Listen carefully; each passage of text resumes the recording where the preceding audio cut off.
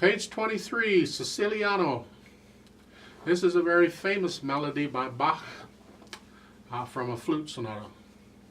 In fact, I think I did an arrangement of this for piano solo. There are various arrangements of this for piano solo. A couple of them are like standard. You'll hear professionals in recitals play them as encores or something. I did one of those on my other channel. I'll try and remember to put a link in the description if you care to. However, there's a number of professional recordings of it on YouTube, and they're worth listening to, mainly because they interpret it so differently. And it's the same thing. It's very interesting how they do it. At the top of this page, they're introducing syncopation. Syncopation is, simply put, you're playing a note when you don't expect to, or you're not playing a note when you do expect to. It's been around forever. I mean, Bach, this is back in the 1700s, and it tells them Beethoven did a lot of syncopation. A lot of composers did syncopation. You hear it more anymore in jazz and ragtime and blues. They get into it, but it's been around forever. For instance, let's look at, there's multiple instances of it. I'm going to start with the last measure of the second line, and we'll go just a few measures here. You're starting with a D, G. That D is tied to the next measure, so you're not going to play it in the next measure. You're going to hang on to it for extra count, and then go on, and then it's tied again to the next measure, and then you go on. Okay? And that's where the syncopation is. Like the first beat of that measure, you're expecting something and you don't get it. If I take out the ties and just play the notes, you get this.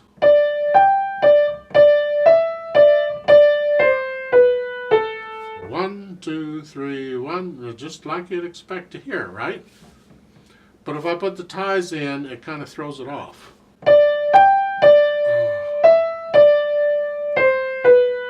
You're expecting something there and you don't get it. Add the left hand to that and it helps a little bit.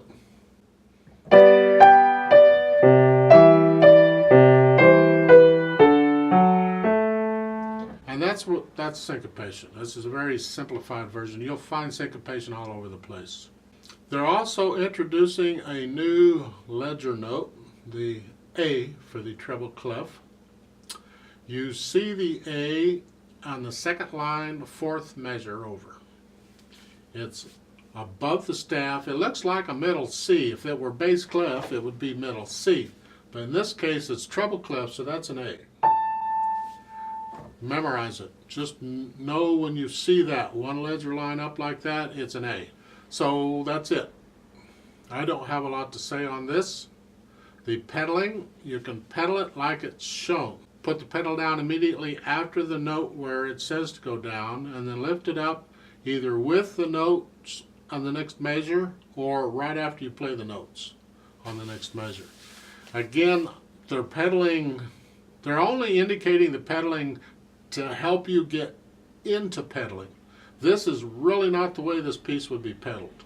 It'll get better as we go through the book, and you get better at pedaling, working your feet and your hands all at the same time. Then we'll get more into it, and I'll talk a little more about it. So let's try this out. 3/4 time, we're going to go slow. I'll give us 3 counts. 1, ready, go.